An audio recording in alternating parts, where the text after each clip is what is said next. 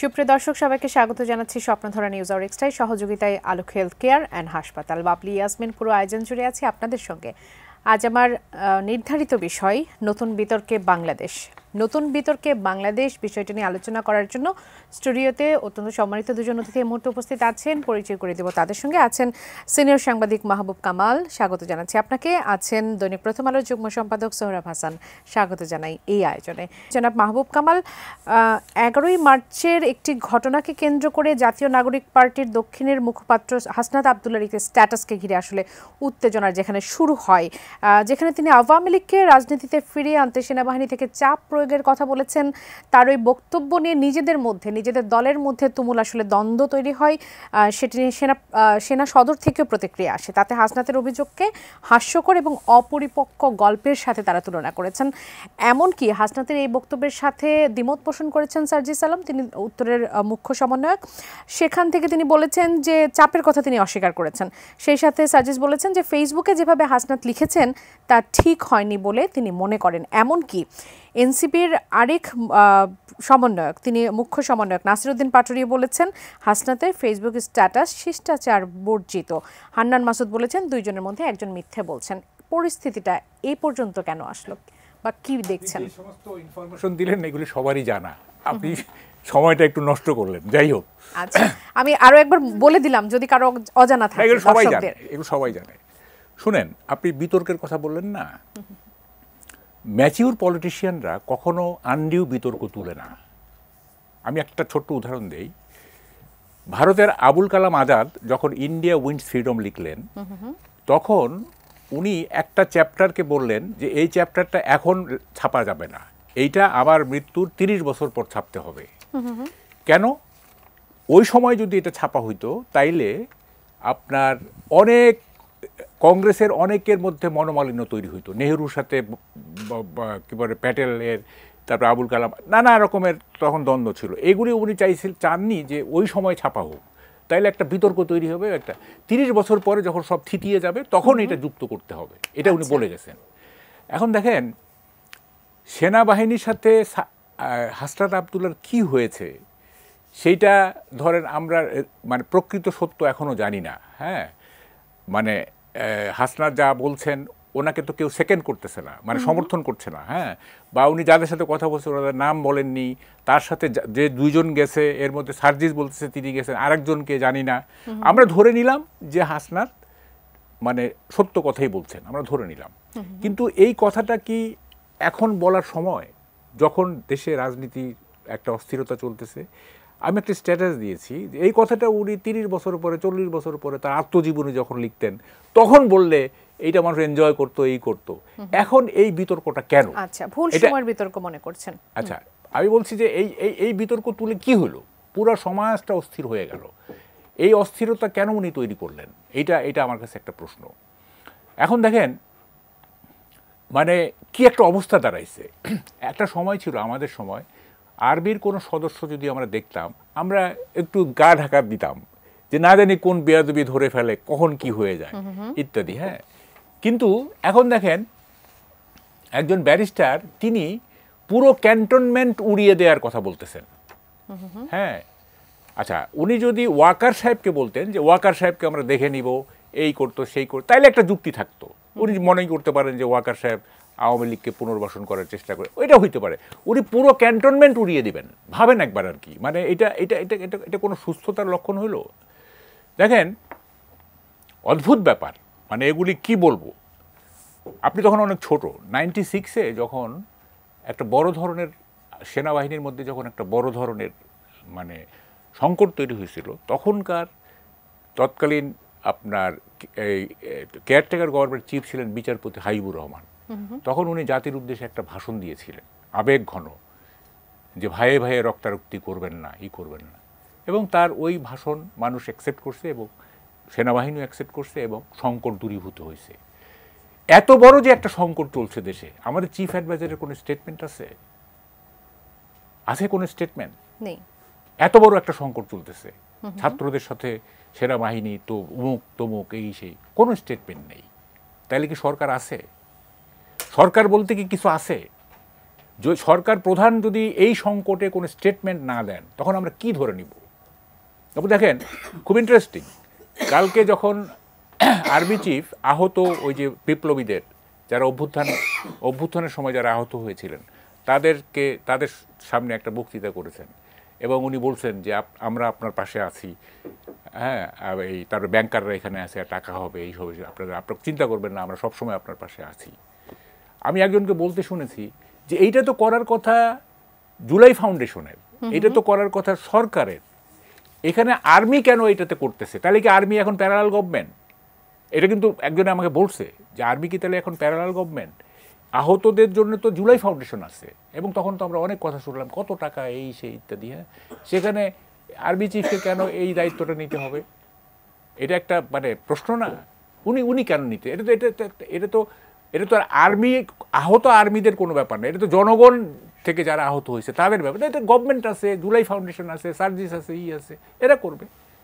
তাইলে দেখেন কত বড় একটা দূরত্ব তৈরি হচ্ছে। আচ্ছা, এখন দেখেন কি বলবো, মানে আমি একটু সৌরভ হাসান, সৌরভ ভাই আপনার কাছ থেকে একটু আসি এই বিষয়টা নিয়েই। দেখেন বিশেষ করে এই বিতর্কে কিন্তু সবার সমর্থনটা সেনাবাহিনীর দিকেই যাচ্ছে, যখন বিএনপির ভারপ্রাপ্ত তারেক রহমানও বলছেন, এমনকি নুরুল হক নুরও বলছেন যে সেনাবাহিনীকে জনগণের মুখোমুখি দাঁড় করানোর কথা বলা হচ্ছে। এমনকি 5 আগস্ট পরবর্তী সময়ে 3 দিন যখন বাংলাদেশে আসলে কোনো গভর্নমেন্ট ছিল না, সেই সময়টাতেও বাংলাদেশ কিন্তু যে খারাপ পরিস্থিতির দিকে যাওয়ার কথা ছিল সেখান থেকেও সেনাবাহিনী বাংলাদেশকে সেই পরিস্থিতির দিকে আসলে যেতে দেয়নি, এরকম প্রশ্ন করছেন। সকলের সাপোর্টটা অনেকটা সেনাবাহিনীর দিকে। এই পরিস্থিতি কেন আসলে তৈরি হলো? ধন্যবাদ। আসলে এই বিতর্কটাই হচ্ছে অহেতুক। ছাত্র আন্দোলন করেছে, তারা একটি নতুন দল করেছে, নতুন দলের উদ্দেশ্য লক্ষ্য যদিও এখনও গঠনতন্ত্র প্রকাশ করা হয়নি, তারা কতগুলো কর্মসূচি দিয়েছে, জাতীয় ঐকমত্য কমিশনে তাদের বক্তব্য রেখেছে। এখন তারা যে কর্মসূচির কথা বলছে, তারা নতুন বাংলাদেশ চায়, নতুন বন্দোবস্ত চায়, নতুন সংবিধান চায়। তাহলে এখন যে পরিস্থিতি আছে তাতে বাধাটা কোথায়? আওয়ামী লীগকে বাধা মনে করে? আওয়ামী লীগ তো নেই, মাঠে নেই। জাতীয় নাগরিক ঐক্যের সভাপতি বলেছেন মাহমুদুর রহমান মান্না যে আওয়ামী লীগ তো মাঠে নাই, কিন্তু আমরাও হয়তো বিতর্ক করছি। আমিও মনে করি যে বিতর্ক করছি। এবং প্রথম আলোর আজকের শিরোনাম ছিল যে এই পরিশুদ্ধ আওয়ামী লীগ নিয়ে দলের ভিতরে কোনো আগ্রহ নেই। তা আগ্রহটা কাদের?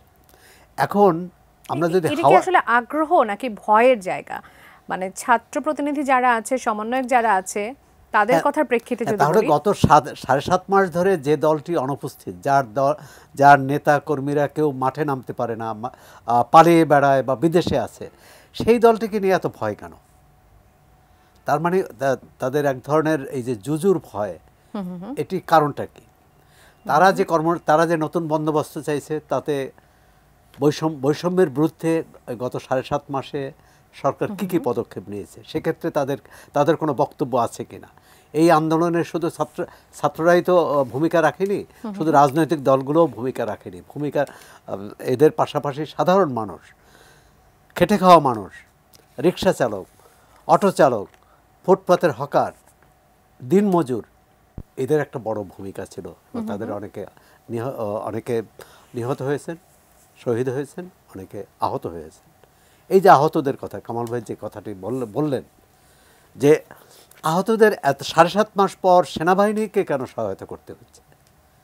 কেন সরকার বা জুলাই ফাউন্ডেশন সেই সহায়তা করতে পারছে না?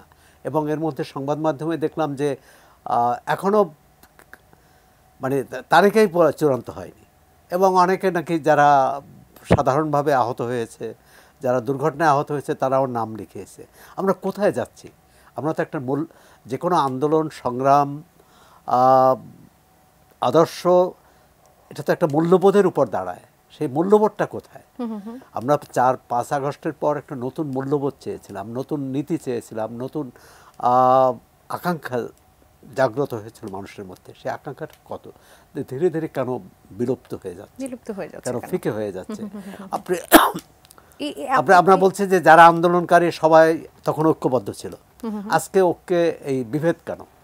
আজকে আজকে এবং শুধু আমরা সবকিছুই রাজনৈতিক কিন্তু- দলগুলো না, রাজনৈতিক দলগুলো ক্ষমতার চাওয়া পাওয়া নিয়ে, কিন্তু যে ছাত্ররা চাওয়া পাওয়া নিয়ে তাদের মধ্যে বিভেদ আছে, তারা ভিন্ন ভিন্ন দল করেন, ভিন্ন ভিন্ন আদর্শ করেন, আদর্শ আছে তাদের, কিন্তু যে ছাত্ররা নেতৃত্ব দিলেন সেই ছাত্রদের মধ্যে অনেকগুলো ভাগ হলো। অনেকগুলো ভাগ কেউ হলো। একেবারে কেউ জাতীয় স্পষ্টভাবে নাগরিক social পার্টিতে media সেটা আছেন, আমরা দেখতে পাচ্ছি। কেউ ইনকলাব মঞ্চ করেছেন, কেউ নতুন এপ্রিল প্ল্যাটফর্ম করার ঘোষণা দিয়েছেন, কেউ নিষ্ক্রিয় আছেন।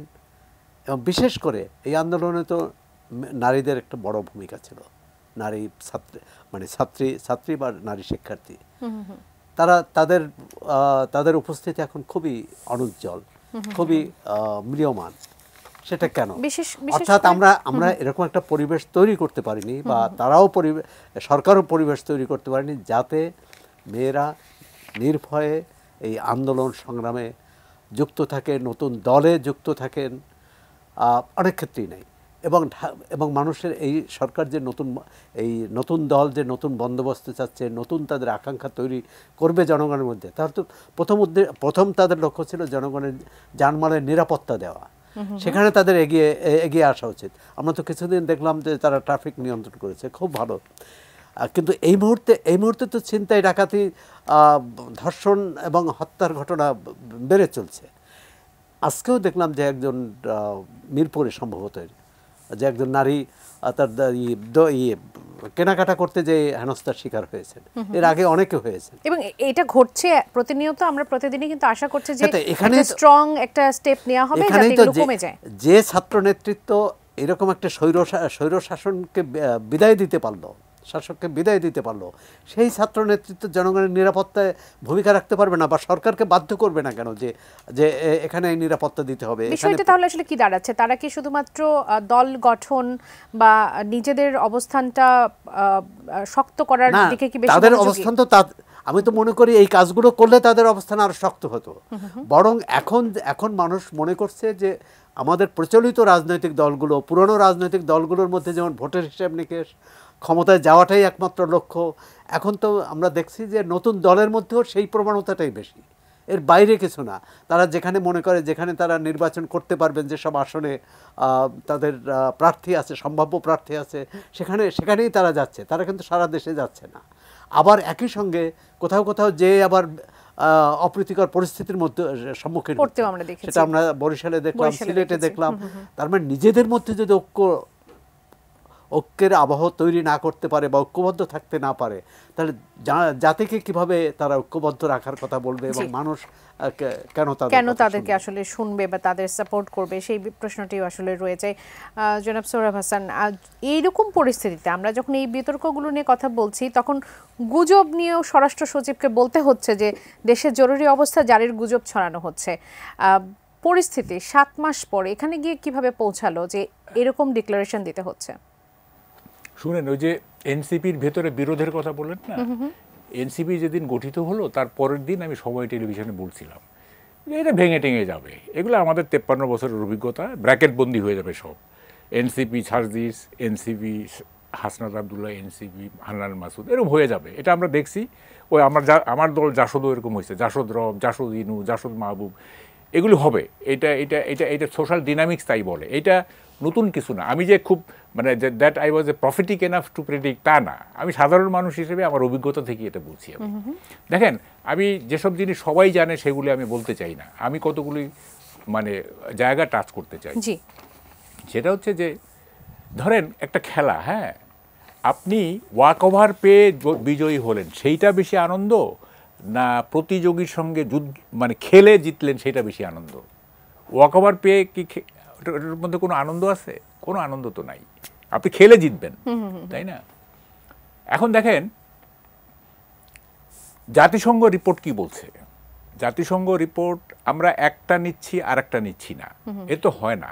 জাতিসংঘ যখন অভ্যুত্থানের ট্র্যাজিক বর্ণনা দিচ্ছে, এই যে তখন আমরা কি বলে যে আমরা স্পর্শিত হচ্ছি, আমরাই হচ্ছি। কিন্তু জাতিসংঘ যখন বলতেছে যে ইনক্লুসিভ নির্বাচন করতে হবে এবং লেভেল প্লেইং ফিল্ড থাকতে হবে, সেই জায়গাটা কেন আমরা নিচ্ছি না? প্রধান উপদেষ্টাও তেমনটা বলেছেন। আচ্ছা, কেন নিচ্ছি না? জাতিসংঘের যেটা আমার পক্ষে যাবে সেটা নিব, আর যেটা আমার বিপক্ষে যাবে সেটা, এটা তো হয় না, তাই না? একই তো জিনিস। আচ্ছা, আপনি যে বললেন প্রধান উপদেষ্টা বলছেন যে এই আওয়ামী লীগকে নিষিদ্ধ করার আমার কোনো পরিকল্পনা নেই। আচ্ছা, আপনার পরিকল্পনা দিয়ে কিছু যায় আসে না, অনেকেই আওয়ামী লীগকে চাচ্ছে না, ঠিক আছে, তাইলে কি হবে? আপনি একটা রেফারেন্ডাম দেন, যে কত পার্সেন্ট লোক আওয়ামী লীগের পুনর্বাসন চায় আর কত পার্সেন্ট লোক চায় না। রেফারেন্ডাম দিয়ে তো কোনো অসুবিধা নাই। আমি পার্সোনালি ভোট দিব যে আওয়ামী লীগের বিপক্ষে ভোট দিব, তারপর আপনি রেফারেন্ডাম দেন। রেফারেন্ডাম দিয়ে বললেই হবে না যে এইটা জনগণ চায়, জনগণ চায় এইটা আপনি বলার কে? আপনি কি জনগণের মুখ থেকে এটা শুনছেন? শুনেন নাই তো। তাহলে জনগণ আগে ভোট দেখ যে তারা আওয়ামী লীগকে রাজনীতি করতে দিতে চায় কিনা। জনগণকে বলতে রেফারেন্ডাম দেন, রেফারেন্ডাম দিয়ে সেটা তারপরে জনগণ যেটা বলবে সেটা হবে। এখন বিরতি নেবার আসলে সময় হয়ে গেছে। আমি কি বিরতির পর আপনার কাছে আসি? একজন দর্শকও আছেন এই মুহূর্তে। দর্শক স্বাগত জানাচ্ছি। কে বলছেন, কোথা থেকে বলছেন, আপনার প্রশ্নটি করবেন। দর্শক নিশ্চয়ই শুনতে পাচ্ছেন? জি, শুনতে পাচ্ছি। আসসালামু আলাইকুম। জি, ওয়ালাইকুম সালাম। আপনার প্রশ্নটি করবেন। আমি কাজী নাজমুল, চাঁদপুর থেকে। বলবেন। এই যে সেনাবাহিনী নিয়ে বর্তমান যে একটা বিতর্ক সৃষ্টি হয়েছে, এনসিবির যে হাসারাত আব্দুল্লাহ এক পক্ষের কথা বলে, তারপর আবার সাজদি সালাম আরেক পক্ষের কথা বলে। এই যে সেনাবাহিনীর যে একটা বিতর্ক, এই বিতর্কের সমাধান কিভাবে হবে? যেমন তো সেনাবাহিনী এবং রাষ্ট্র একে অপরের কি প্রতিপক্ষ হয়ে গেল না? জনাব মাহবুব কামাল, আপনার কাছে, আপনার কথাটি শেষ করবেন। না, আমি তাহলে ইয়েটা হলো যে একটা রেফারেন্ডাম দেন। হ্যাঁ, কেউই বলবেন না যে এটা জনগণ চায়, কেউই বলবেন না, এটা আমিও বলবো না, কেউ বলবেন না। একেবারে জনগণের মতামত নিয়ে হ্যাঁ, এটার জন্য ভোট হইতে হবে, রেফারেন্ডাম দেন, তারপর দেখেন জনগণ কি চায়। এক, দুই নম্বর দেখেন, অ্যান্টি আওয়ামী লীগ হওয়া কিন্তু দোষের কিছু না। অ্যান্টি আওয়ামী লীগ যে কেউই যে কারো বিরোধিতা করতে পারে। হ্যাঁ, যেমন আমি আওয়ামী লীগের সাথে আমার কালচারাল গ্যাপ অনেক, সুতরাং আমিও এক ধরনের অ্যান্টি আওয়ামী লীগ, ঠিক আছে। আমার কথাটা সেটা না, আমার কথাটা হচ্ছে অ্যান্টি আওয়ামী লীগ আমি হব কিংবা আমি অ্যান্টি বিএনপি হব প্যাথোলজিক্যালি কেন? আমার কোশ্চেনটা এইটা, প্যাথোলজিক্যালি কেন অ্যান্টি আওয়ামী লীগ বা অ্যান্টি বিএনপি হব? এমনি সাধারণভাবে আমি অ্যান্টি আওয়ামী লীগ বা অ্যান্টি বিএনপি, কিন্তু আমরা দেখতেছি অনেকেই প্যাথোলজিক্যালি অ্যান্টি আওয়ামী লীগ। হ্যাঁ, এটা কি কারণে? এবং দেখেন এই প্যাথোলজিক্যালি অ্যান্টি আওয়ামী লীগ যারা, তাদের মানসিকতা হলো যে আমি নরকে যেতে রাজি আছি কিন্তু আওয়ামী লীগকে ড্যামেজ করতে হবে। হ্যাঁ, আমি তাদের মানসিকতা হলো এইটা তো সুস্থতার লক্ষণ না। বিরোধিতা করতে দেখেন, আওয়ামী লীগকে ওই মান্না ভাই যে কথাটা বলছে, ওই যে সৌরভ ভাই তো বললেনই, আওয়ামী লীগ নিজেই মাঠে নাই এবং তারা চাচ্ছেও না যে রাজনীতি করতে। এখানে ঝগড়া শুরু হয়ে গেছে। হ্যাঁ, ঝগড়া শুরু হয়ে গেছে, ফলে মানে এই যে খামাখা বিতর্ক তৈরি করা, হ্যাঁ, এবং মানে সবকিছুকে প্যাথোলজিক্যালি দেখা, এইটা তো একটা সুস্থতার লক্ষণ না। জনাব সোহরাব হাসান, আওয়ামী লীগ সহ 11টি দলের কার্যক্রম নিষিদ্ধ চেয়ে রিট প্রত্যাহার করেছেন সার্জিস হাসনাত। এটি 29 অক্টোবর 2024-এর খবর। 22 নভেম্বর 2024-এর খবর হলো কোনো রাজনৈতিক দলকে খারিজ বা সরিয়ে দেওয়ার ইচ্ছা জামায়াতের নেই, ডাক্তার শফিকুর রহমানের বক্তব্যে এটি। এবং 18 ফেব্রুয়ারি 2025-এর একটি আওয়ামী লীগের কেউ যদি কোনো অন্যায় না করে থাকে, ক্ষমা চেয়ে স্থানীয় নির্বাচনে অংশগ্রহণ করতে তাদের বাধা দেওয়া হবে না, তবে গণহত্যায় জড়িতরা নির্বাচনে অংশ নিতে পারবেন, এটা বলেছে আসিফ মাহমুদ সজীব ভুঁইয়া।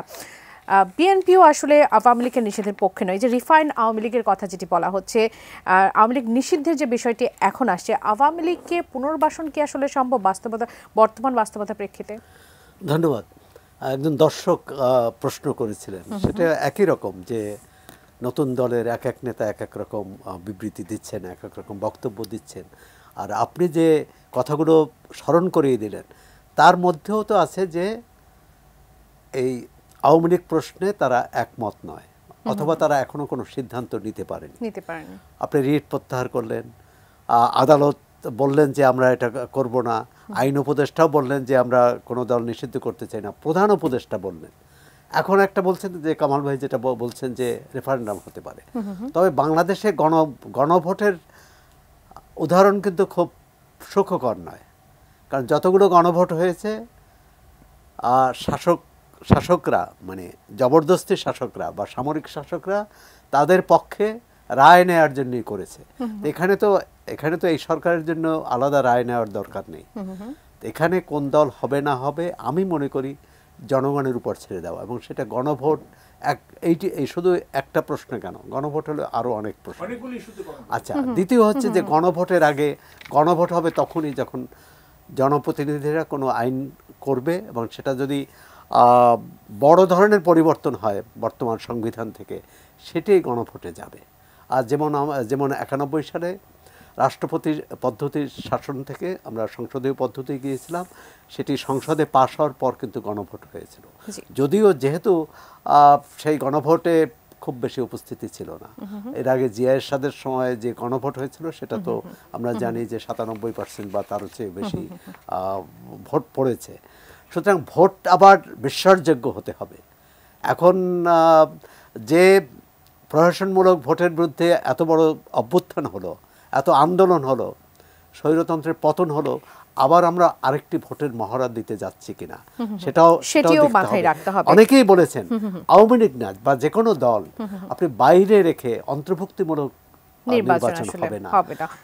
আমরা যে গণতন্ত্র চাই, বরং ভোটের মধ্যে দিয়ে আওয়ামী লীগকে প্রত্যাখ্যান করুন, ভোটের মধ্য দিয়ে আওয়ামী লীগকে প্রত্যাখ্যান করেন। মুসলিম লীগ নামে একটা দল আছে, একটা না মানে কয়েকটি গ্রুপ আছে, মানে বিভিন্ন নেতা মুসলিম লীগ নাম ব্যবহার করে রাজনীতি করেন, এবং এবং একাংশ তো কি বলে নির্বাচন কমিশনের নিবন্ধনও আছে।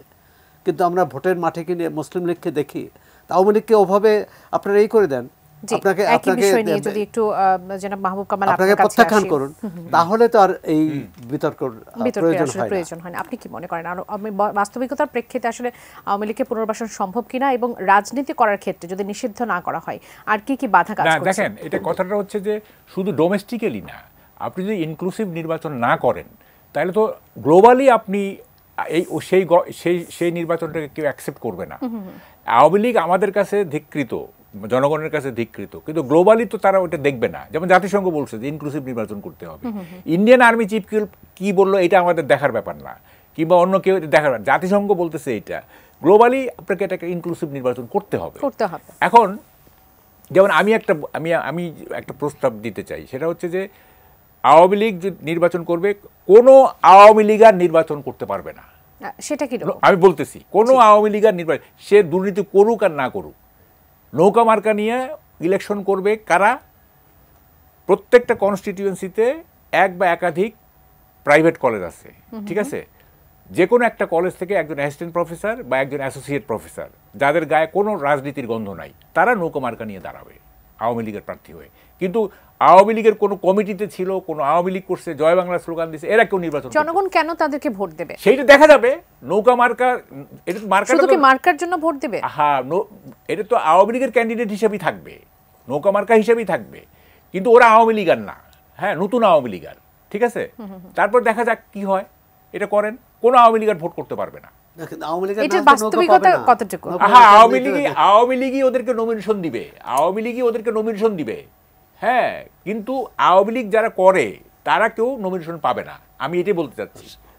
নমিনেশন একটা বোর্ড থাকবে তো, হ্যাঁ, সেটা তো পরের ব্যাপার। আমি থিওরিটিক্যালি কথাটা বললাম যে আওয়ামী লীগের কেউ করতে পারবে না।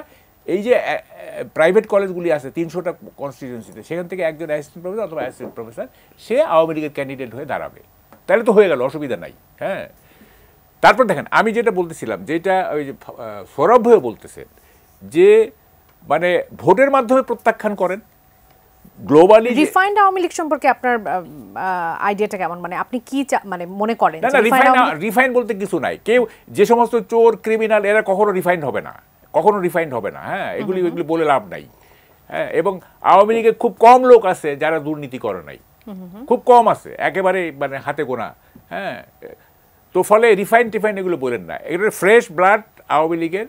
হ্যাঁ, তারা আওয়ামী লীগ তাদেরকে নমিনেশন দিবে এবং তারা নৌকা মার্কা নিয়ে ইলেকশন করবে, তার দেখেন কি রেজাল্ট হয়। হ্যাঁ, আচ্ছা, আরেকটা বিষয় সেটা হচ্ছে যে সমন্বয়কদের মধ্যে যে পাল্টাপাল্টি, দ্বন্দ্ব, অবিশ্বাস, বিতর্ক খুব দ্রুত সময়ের মধ্যে সবার নজরে চলে আসছে। এই বিষয়টি আসলে তারা তো একটা বড় দল গঠন করতে যাচ্ছে, তারা সেভাবে প্রচারণা চালাচ্ছে, সেটি কি ধরনের প্রভাব রাখবে? দেখেন, আরো সমস্যা আরো আছে। এই যে জোনায়েদ এবং রিফাত যে ঢাকা বিশ্ববিদ্যালয় শিবিরের ছিল, তাদেরকে তো এনসিপিতে জায়গা দেয় নাই, মানে নেতৃত্ব দেয় নাই। তারা ঘোষণা দিছে যে এপ্রিলে এবং তারা এপ্রিল অথবা মেতে তারা নতুন দল গঠন করবে। তারা নতুন দল গঠন করলে তো এনসিপি থেকে একটা বড় অংশ ব্রেক হয়ে মানে ব্রেক অ্যাওয়ে হবে, তারা ওখান থেকে চলে আসবে এদের দলে, এদের হ্যাঁ চলে আসবে বিরাট, তখন তো এটা দুর্বল হয়ে যাবে, আরো দুর্বল হয়ে যাবে। তারপরে এই যে এখন যে এই যে এই যে যে চারটা কথা বললেন না, সার্জিসের একটা পোস্ট, হাসনাতের এক ধরনের, হান্নান মাসুদের এক ধরনের, নাসিরউদ্দিন পাটোয়ারির এক ধরনের, এগুলি তো ধরেন যে দল ভাঙার একটা পূর্বাভাস এগুলো, হ্যাঁ। এবং তাদের মধ্যে যে এখন যদিও বলতেছে যে এটা আমাদের অভ্যন্তরীণ একটা কি ওইটা দ্বান্দ্বিক একটা দ্বন্দ্ব, এটা মানে কি বলে যে একটা ঐকমত্যের ভিত্তিতে দ্বন্দ্ব, কী সব পিকুলিয়ার কথা, যাই হোক। কিন্তু এগুলি তো আস্তে আস্তে এগুলো শার্প হবে। এবং শার্প হবে কেন জানেন?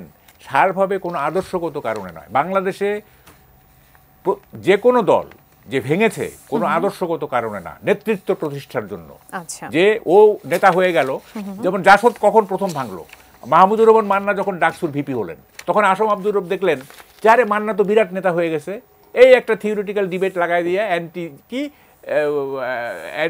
অ্যান্টি ডিএনজি এটা তত্ত্ব বাইর করে এই দল ভেঙে গেল সব জায়গায়। শুধুমাত্র ডায়নেস্টি নেতৃত্ব যে দুইটা দলে আছে, আওয়ামী লীগ এবং বিএনপি, সেগুলি ভাঙবে না, সেগুলি হাজার ইগুলো ভাঙবে না, কারণ ভেঙে কোনো লাভ করতে পারবে না।